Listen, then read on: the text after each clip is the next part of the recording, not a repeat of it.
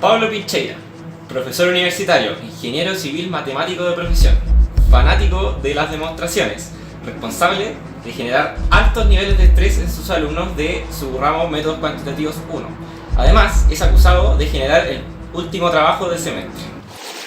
También evidenciaremos las prácticas del profesor, quien además sube las notas y lecturas en altas horas de la madrugada, generando insomnio en sus alumnos.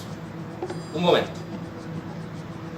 Me avisan, por interno, que dada la altura del trimestre no es posible realizar este caso, por lo que el capítulo de hoy se denominará de ingeniero a ingeniero.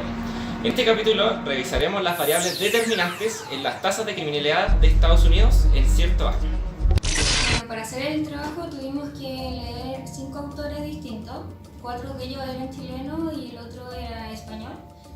Y se me complicó todo porque trabajaban de manera distinta en cada documento.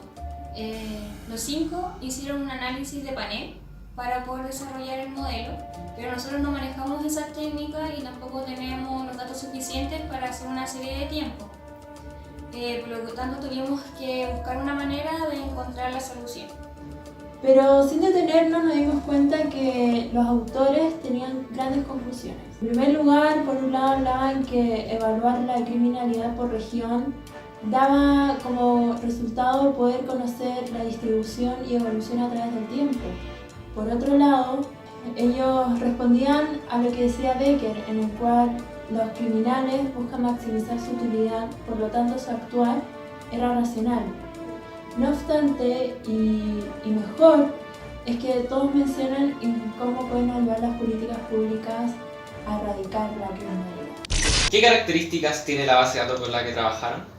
Bueno, la base de datos era de 1960 y era de los 47 estados, de los 50 de Estados Unidos. Pero, ¿están seguras que estas son las variables? Sí, esa es.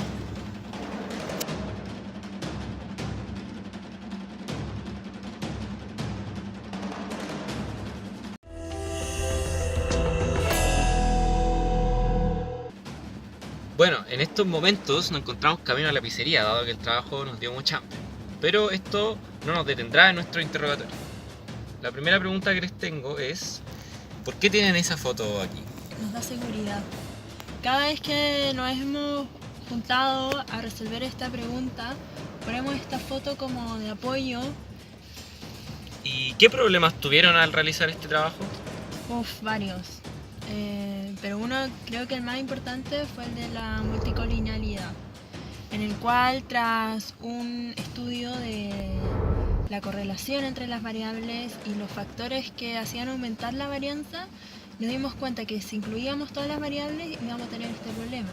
Por lo tanto, hicimos un proceso de selección de variables en el cual, después de un arduo trabajo, nos dimos cuenta que 5 variables eran las que teníamos que incluir. Y vamos a la solución de nuestra pregunta. No sé si le puedo mostrar esto al camarógrafo, ¿no? Adelante. ¿Está permitido? Sí.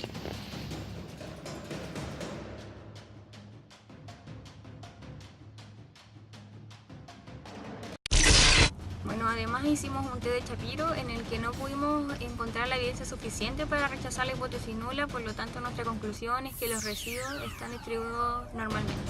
¿Y qué tan sensible es el modelo que realizaron? Bueno, hicimos 2 cosas para ver la sensibilidad. Primero dividimos la muestra en 2. Hicimos la selección de variables nuevamente porque quisimos ver cómo se comportaban las variables que antes habían sido eliminadas. Nos dimos cuenta que las variables anteriormente escogidas se repetían y que eran igualmente significativas. Por otro lado, la segunda cosa fue incorporar una nueva variable, que en este caso fue la probabilidad de ser encarcelado. Como resultado tuvimos que esta variable fue estadísticamente significativa y que hizo disminuir la tasa de criminalidad en 380 puntos, lo cual fue sorprendente para nosotros. Por otro lado, esto hizo aumentar el R cuadrado, o sea, hizo más confiable el modelo, y por otro lado, los errores estándar de cada variable en gran parte disminuyeron. Hola ciudadanos del mundo, realizamos análisis a esta regresión y encontramos unos problemas que merecen ser mencionados. Primer problema, Se está estudiando la tasa de denuncias y no la tasa efectiva de victimización, por lo que existe un sesgo en la variable dependiente, dado que no todos los delitos son denunciados, lo que genera un error de medición en la variable dependiente. Sin embargo, según la literatura, se utiliza el proxy de la tasa de denuncias, ya que no se puede contar con la información acerca de la tasa de victimización real, porque la información es limitada. Dado esto, la regresión colapsa dos preguntas. ¿Qué factores explican la tasa de denuncias y qué factores explican la tasa de delincuencia? Es importante mencionar que todas las investigaciones empíricas sobre el crimen están basadas en estadísticas oficiales, que tienen el defecto de no mostrar la tasa efectiva del crimen, la cual no es observable, sino tan solo aquella que conoce la policía y corresponde a las denuncias realizadas por la sociedad. Segundo problema. Según la literatura, hay que tomar en cuenta la posibilidad de que los coeficientes estimados sean sesgados debido al degenerado de los regresores y errores de medición. Por ejemplo, asociado a la subdeclaración de denuncias. Para resolver este problema, es clave emplear un instrumento que esté relacionado con la variable endógena y no directamente con la delincuencia. Una posible solución sería incluir variables consideradas en la literatura, tales como el costo asociado a delinquir. Sin embargo, no se cuenta con la información para efectos del estudio realizado. Por lo tanto, debe tener en consideración estos dos problemas para sacar las conclusiones de ese estudio.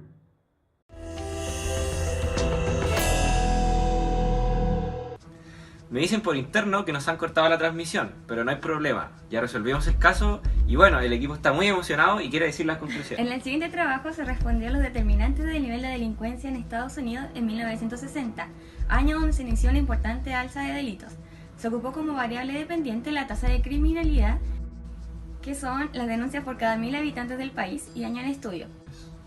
Como resultado de las regresiones, se obtuvo en primer lugar que cuando el número de varones entre 14 y 24 años por cada 1000 habitantes aumenta en un punto, la tasa de criminalidad aumenta en 1,02 puntos, manteniéndose todo constante. Como se menciona en la literatura, el género de la persona es quizás el mejor predictor del crimen. En todas las sociedades donde existen registros de la prevalencia de delitos, esta es mayor entre hombres. También hay consistencia en los perfiles etarios de la delincuencia entre países, produciéndose un alza durante la adolescencia para alcanzar un pic entre los 20 años y luego reduciéndose gradualmente. Por otro lado, si respondemos a los factores de las denuncias, los varones entre esas edades tienden a denunciar más delitos. El segundo parámetro explica que cuando la media del número de años de educación aumenta en un punto, la tasa de criminalidad aumenta en 2,03 puntos, manteniendo todo lo demás constante. Como se puede ver y se demuestra en la literatura, las variables de capital humano ofrecen resultados algo contradictorios. Una explicación posible para esta incongruencia es que las variables de capital humano exhiben dos efectos posibles sobre la criminalidad. Mientras más capital humano puede estar asociado a una menor tasa de criminalidad, a mayor capital humano también puede existir una mayor propensión a reportar los crímenes, lo que contrarresta el efecto inicial. El efecto de la educación sobre el crimen fue estudiado inicialmente por Ehrlich, quien concluyó que empíricamente los resultados son inconsistentes con lo planteado por la teoría del crimen, convirtiéndose el tema en un puzzle aún no resuelto por los investigadores. El tercer parámetro indica que cuando las inversiones en seguridad realizadas por los gobiernos locales y estatales aumentan un punto, la tasa de criminalidad aumenta en 1,23 puntos, manteniendo todo lo demás constante. Por lo tanto, mientras mayor inversión en seguridad se evidencia menos incentivo a delinquir y la gente se siente más empoderada en denunciar, pues se siente que la institución es más confiable. El cuarto parámetro dice que cuando la tasa de desempleo urbano por cada 1000 habitantes de entre 35 y 59 años aumenta en un punto, la tasa de criminalidad aumenta en 0,91 puntos, manteniendo todo constante. Es decir, el desempleo incentiva los delitos y por ende podemos decir que mientras más delitos, más denuncias se hacen. La quinta variable explica que cuando el número de familias por cada 1000 habitantes con una renta por debajo de la mitad de la renta mediana aumenta en un punto, la tasa de criminalidad aumenta en 0,63 puntos, manteniendo todo lo demás constante. Es decir, se comporta de igual forma que el desempleo. Y así culmina el capítulo de hoy. En el siguiente capítulo veremos el caso del profesor Pablo Pincheira, que quedó pendiente al inicio de este capítulo.